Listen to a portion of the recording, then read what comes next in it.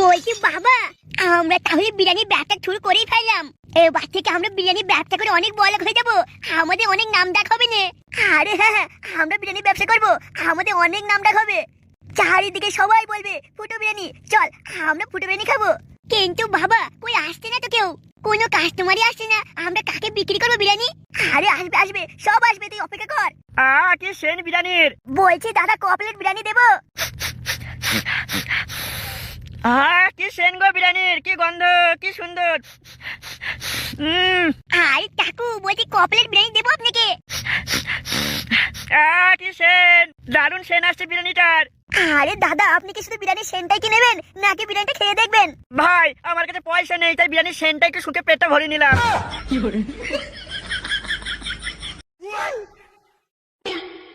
ও পরানো বন্ধু, কোথায় আছো তুমি? দেখে যাও আমার সব পেটে ফুটে যে গেল। তোর লাগি পরাণ আমার একা একা কান্দি, কোথায় যেন সে লুকিয়ে আছে গহীন মনে। হে আমাকে ছেড়ে দে রে, আমার খিদে লেগেছে। তোকে বারবার বলছি কিন্তু তুই চুপ কর চুপ কর, তুই হ্যারো করে গান গাস না। তুই গান গাইছে আমার কানে লাগছে, মারবো কিন্তু। ভাই তুমি বুঝতে পারছো না, আমি পেটের জ্বালাতে গানটা গাইছে।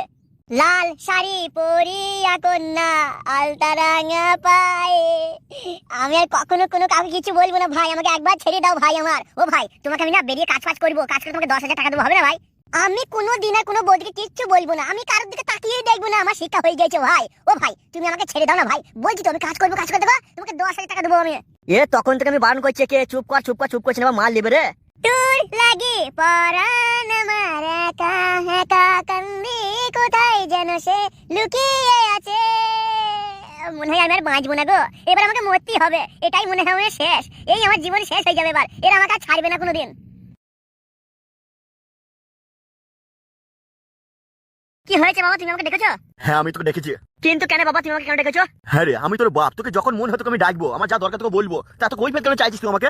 অত আমার সময় নেই বাবা, আমার বন্ধুদের সাথে আমি বেরোবো, তুমি কি বলবে না বলবে তাড়াতাড়ি বলে দাও আমাকে। বলছি শোন, তোর লেগে আমি আর কষ্ট করে রান্না করতে পারবো না, আর তোর লেগে তুমি চিন্তা করতে পারবো না, তোর লেগে চিন্তা করতে করতে আমি নিজের কাজ করতে পারছি না।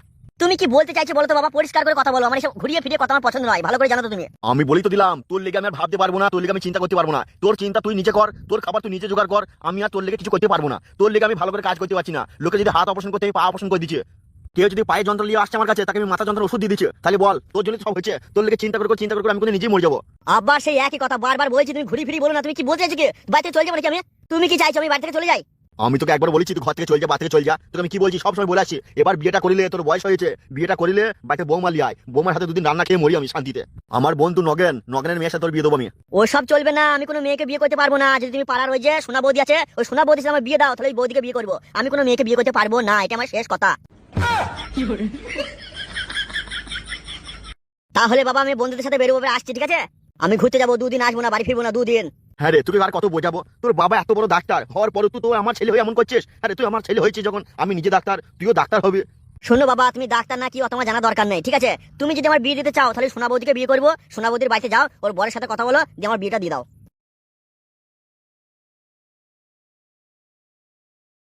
এখনকার ছেলেরা যা বৌদি ভক্ত হয়ে গেছে, এই ছেলে সব মরবে, কেউ বাঁচবে না, সব মরবে, অল্প বয়সে মরবে, আর কিছুই না। বাপ মায়ের কথা শুনছে না তো, মরবে একদিন, যখন মরবে তখন আর উপায় থাকবে না বাঁচার। আমি বলে দিচ্ছি, এই বৌদি করে একদিন মরবি তোরা।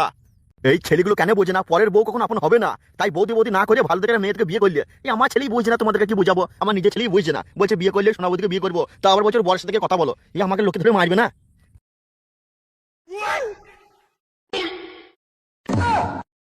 বলছি বৌমা, কি হয়েছে কি?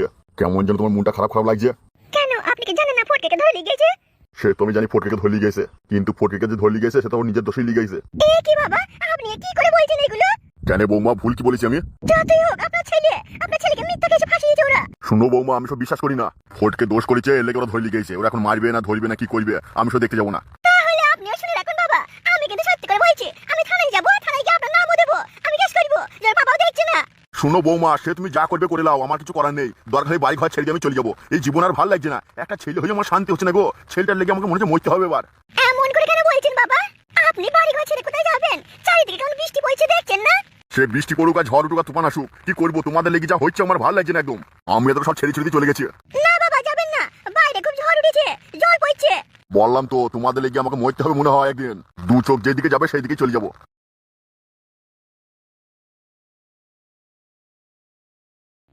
একটা পুরুষ মানুষকে বিয়ে করলাম, বিয়ে করে আমার শান্তি হয়েছে না, মনে হচ্ছে ওর লেগে আমাকেও মরতে হবে। একদিনও রাতে ভাত ভালো করে খেতে পারলাম না, চিন্তায় চিন্তায় নিজে শেষ হয়ে যাবো মনে হয়। দাদু, ও দাদু। এ কি হয়েছে রে? আরে দাদু, তুমি এত রেগে যাচ্ছ কেন? আমরা তো বিরিয়ানির দোকান করেছি, আমরা এবার থেকে দেখবে বিরিয়ানির ব্যবসা করে অনেক বড় লোক হয়ে যাবো নে।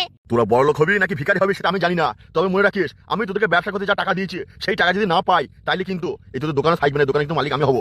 আরে বাবা, তুমি যে কি বলো না, এই দোকানের মালিক কি তুমি নাও নাকি? আমার মানে তো তোমার, আর তোমার মানে তো আমার, তুমি আবার এমন কথা কেন বলছো? মালিক মানে সেটা বলছি না, মালিক মানে তো দোকানে বিক্রি করে দেবো আমি। আরে দাদু, তুমি এত ভেবো না তো। আমরা যে তোমার কাছ থেকে 12,000 টাকা নিয়েছি, সেই টাকা তোমাকে মাসের সাথে দিয়ে দেবো নে। যাও যাও, এখন বেশি বুকে না তো, ব্যবসা করতে দাও, সব কাস্টমার আসবে আমাদের বিরিয়ানি খাবে। ঠিক আছে, মাসের শেষে টাকা না পেলে দোকানটা কিন্তু বেচে দেবো, বেচে আমি পয়সা নেবো। আর হ্যাঁ, সাবধানে থাকিস, পাড়ার লোকজন সব ভালো নয় বুঝছিস তো। ওই মাস্তান ফাস্তান আসলে বেশি ঝামেলা করিস না, 200-500 টাকা চাইটা দিয়ে দিবি, ঝগড়া করিস না কিন্তু ব্যবসা চালাতে পারবি না। দাদু, ও দাদু। আবার কি হয়েছে? বলছি দাদু, আমাদের বিরিয়ানি সেন্টটা কেমন আসছে বলো? সেন দেখে লাভ নেই, মানুষ খেয়ে ভালো বলবে, সবই তো লোকের দোকানে আসবে, বুঝতে পেরেছিস তো। আর এই সেন বার করে কোনো লাভ নেই, লোকে খাবে, খেয়ে ভালো বলবে, 5 জনা প্রচার হবে, আরো পাড়ার লোক গ্রামের লোক সব আসবে। ভালো বিরিয়ানি করতে পারলে দূর দূর থেকে লোক আসবে, তোর কাছে বিরিয়ানি খেয়ে যাবে। আর হ্যাঁ, ওই ব্লগার গুলো ছাবিগুলো আসলে ঢুকতে দিবি না, ওরই মধ্যে যারা ভালো ভালো আছে তাদেরকে ঢুকতে দিবি। আর ওই ছাবিগুলো আসবে, খাবে, খেয়ে পয়সা দেবে না, ওদেরকে ঢুকতে দিস না, ব্যবসা চালাতে পারবি না, দুদিনে ব্যবসা মাথায় উঠে যাবে।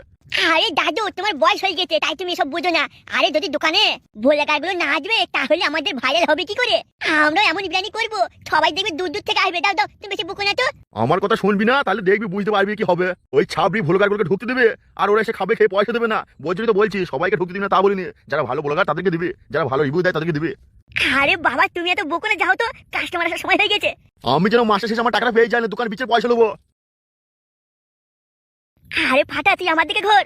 আমরা বাপের কাছে পয়সা নিয়ে তো বিরিয়ানির ব্যবসা শুরু করলাম, কিন্তু আমরা ব্যবসা চালাতে পারবো তো? কই এখনো পর্যন্ত কোনো লোকই তো আসেনি। তার উপরে আমার বাবা বলে গেল, ওই যে পাড়ার মাস্তানগুলো আছে ওদেরকে নাকি টাকা দিতে হবে। কি যে হবে কি জানি, মনে ব্যবসা করে ভুলই করে ফেললাম। বাবা তুমি চিন্তা করো না, আমি আছি তো নাকি, আমি সব দেখে নেবো না। আমরা বিরিয়ানির ব্যবসা করছি, আমরা একদিন অনেক বড় লোক হয়ে যাবো, আমাদের অনেক নাম ডাক হবে দেখবে। তুই কিন্তু ঠিকই বলেছিস, আমাদের একদিন অনেক নাম ডাক হবে, সবাই বলবে চল ফুটো বিরিয়ানি খেয়ে আসি। তুই ওইদিকে ডাক, আসুন আসুন ভালো বিরিয়ানি, আর আমি এদিকে লোকগুলোকে ডাকি। আসুন দাদা, আসুন দিদি, এখানে ভালো ভালো বিরিয়ানি আছে, নানা রকমের ভ্যারাইটির বিরিয়ানি আছে। আরে ফাটা, তুই কি পাগল হয়ে গেলি নাকি? বিরিয়ানি আবার নানা রকমের হয় নাকি? আমাদের কাছে 3 রকম বিরিয়ানি আছে, আলু বিরিয়ানি, ভেজ বিরিয়ানি, আর চিকেন বিরিয়ানি, মটন বিরিয়ানি, মানে 4 রকম। আরে বাবা, তুমি তোমার কাজ করো, আমাকে আমার কাজ করতে দাও। ভ্যারাইটি না বললে লোকজন আসবে নাকি? হ্যাঁ, আরে দাদা এদিকে এদিকে, ভালো বিরিয়ানি, ভালো বিরিয়ানি মাত্র 100 টাকায়। আরে ধর, কেউ আসছে না, মাত্র 100 টাকায় বিরিয়ানি দিচ্ছি, তাও কেউ আসছে না।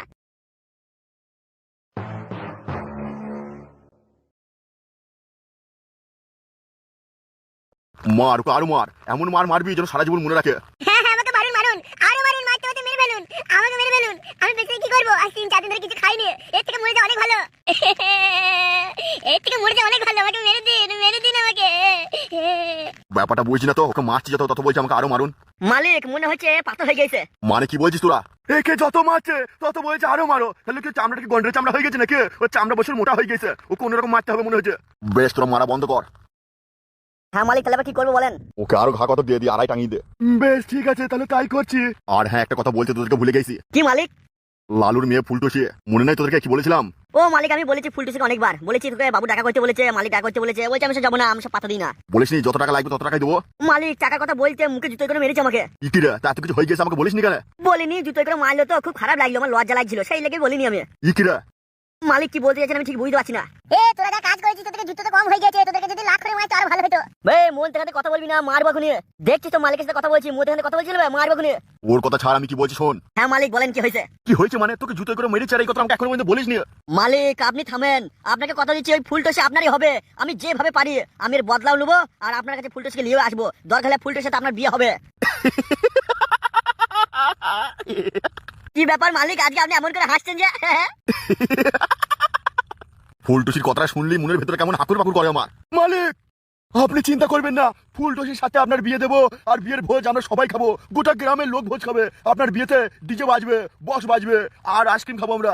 এই হারান, তুই কি ভুলে গেছিস? আইসক্রিম খাবি, গোটা গ্রামের লোককে খাওয়াবি, পয়সা কি তোর বাপ দেবে? হারান, তোকে কতবার না বলেছি যখন আমরা কথা বলবো মধ্যে কথা বলবি না, এমনি তোর বুদ্ধি শুদ্ধি কম। কি বলছিস বলতো ছোট ছেলের মতো? বেশ বেশ, আমার ভুল হয়ে গেছে। মালিক বলছি পয়সা চিন্তা নাই তো? পয়সা চিন্তা নেই মানে? ওই তো আমাদের এলাকায় গো 4 রাস্তার মোড়ে একটা বিরিয়ানি দোকান করেছে, ওই বিরিয়ানির দোকানে যাবো, গিয়ে বলবো পয়সা লাগবে আমাদের, বলবো কমসে কম 2-3 লাখ টাকা লাগবে। 2-3 লাখ টাকা চাইলে ওই বিরিয়ানির মালিক দিয়ে দেবে? সে আমার উপর ছেড়ে দিন মালিক, আপনি শুধু সময় মতো আমার মাথায় একটু হাতটা রাখবেন, আশীর্বাদ করবেন, তাইলে আমি সব কাজ করে দেবো আপনার। তা বিরিয়ানির দোকানটা কে করছে কে? আরে মালিক ওই পাড়াই গো, সে হাফ প্যান্ট পরে বেড়ায়, জামাটা একটু ফুটো ফাটা জামা, ওই ফুটো ফুটো, হ্যাঁ ওর নাম ফুটো। ফুটো তোমার বন্ধু হয়? কি বলছিস কি রে? আমি কিছু বলিনি, না তোমরা যেমন তাই করো, সময় হলেই বুঝতে পারবে। সময় হলেই বুঝতে পারবো? তার মানে কাজ ঘা কত দে? এত মাছি দেবো মুখে লালি যাচ্ছে না গো। বলছি মালিক খেলার ঘা কত দিয়ে বিরিয়ানি দোকানে যাই আমরা। যা করবি কর, আমার শুধু ফুলটুসিকে চাই, ফুলটুসিকে আমি বিয়ে করবো। হ্যাঁ হ্যাঁ, ফুলটুসিকে বিয়ে করবেন। আর আমরা যে বললে কি আমাকে ধরে এনে রেখে দিয়েছেন, আপনার বউকে দুটো ভালো কথাই তো বলেছিলাম, বেশ তো সংসারটা ভেঙে দিতাম, তাহলে আরামসে বিয়েটা করতে পারতেন আপনি ফুলটুসিকে। আর আপনার ঘরে যে বউ আছে সে কি মেনে নেবে? তাই তো, এটা তো ভাবিনি আমি। মালিক এলি চিন্তা করবেন না, আমি আছি তো নাকি। মুখ সামলে কথা বলবি, নাহলে মুখটা মেরে ভেঙে দেবো। কেন কেন মালিক এমন করে কেন বলছেন আমাকে? আমি চিন্তা করছি আমার প্রথম বউটাকে নিয়ে কি করবো, আর তুই বলছিস আমি আছি, তার মানে কি বলছিস রে? আরে মালিক এটা সাধারণ ব্যাপার, এটা কোনো ব্যাপারই নয়। আপনার প্রথম বউকে মানে আমাদের বৌদিমণিকে এক কাজ করেন, বাপের বাড়িতে পাঠিয়ে দেন, বাপের বাড়িতে 6 মাস 1 বছর রেখে দেন, পয়সা পাঠাবেন মাসে মাসে, ওখানে থাকবে, আর এখানে নতুন বিয়েটা করে নেবেন, হবে না? হ্যাঁ হ্যাঁ বলুন। কথাটা কিন্তু তুই ঠিকই বলেছিস, তাহলে আমার বউটাকে বাপের বাড়িতে পাঠিয়ে দিই, তোদের বৌদি তাহলে বাপের বাড়িতে থাকুক, আর এদিকে আমি একটা বিয়ে করলি। হ্যাঁ মালিক সেটাই তো বলছি, তাহলে মালিক আমি বিরিয়ানি দোকানে যাই, পয়সা নিয়ে আসি। আর ও যদি পয়সা না দেয় বলবি উজ্জ্বল মস্তান আসছে। মালিক আপনাকে যেতে হবে না, আপনি চিন্তা করবেন না, পয়সা তো নিয়ে আসবোই, আবার আপনার বিয়েতে যা বিরিয়ানি খরচা হবে সব বিরিয়ানি ও করে খাওয়াবে। সব বিরিয়ানি ও খাওয়াবে তাই লেগে নি? হ্যাঁ, আপনি এলাকার মস্তান লোক, আপনার কথা শুনে যদি না ভয় পায় তাইলে আর ভয় পাবে কাকে? হ্যাঁ বিরিয়ানি খাওয়াবে, পয়সাও দেবে, আপনি চিন্তা করবেন না, আমি ওর দোকানে গেছে আর পয়সাও নিয়ে আসবো, বিরিয়ানিও নিয়ে আসবো। বেশ, তাইলে এখন ঠান্ডা ঠান্ডা আছে বুঝলি, চারদিকে বৃষ্টি পড়ছে, তাহলে 3 প্যাকেট বিরিয়ানি নিয়ে আসবি, আর যা হবে সব বুঝতেই পারছিস, আমার বিয়ে যা বিরিয়ানি খরচা সব ওকে বলে আসবি, আর সাথে 2 লাখ টাকা লিয়ে আসবি, আর নাইলে আমি গেছি সোজা খরতাল করে দিব। বলছি আমার জন্য এক প্যাকেট বিরিয়ানি আনবে না? তোরা 3 জন 3 প্যাকেট খাবে, আর আমি কি করবো? আমি 3 দিন ধরে খাইনি। এই তোকে বারবার না মালিক বারণ করছে, মধ্যখান থেকে কথা বলবি না, বিরিয়ানি খাবি তো তুইও খাবি, আমাদের খেয়ে যা বাঁচবে সেটা তুই খাবি। ঠিক করে ওদের একটু খাবার আমি খাবো, খাবো না আমি খাবো না, দরকার আমার প্যান চলে যাবে, তবে আমি কিছু খাবো না। ওর কথা বাদ দে, আমরা যেটা প্ল্যান করছি সেটা কর। ঠিক আছে মালিক, আমি আর হারান গেছি ওই বিরিয়ানি দোকানে। বিরিয়ানি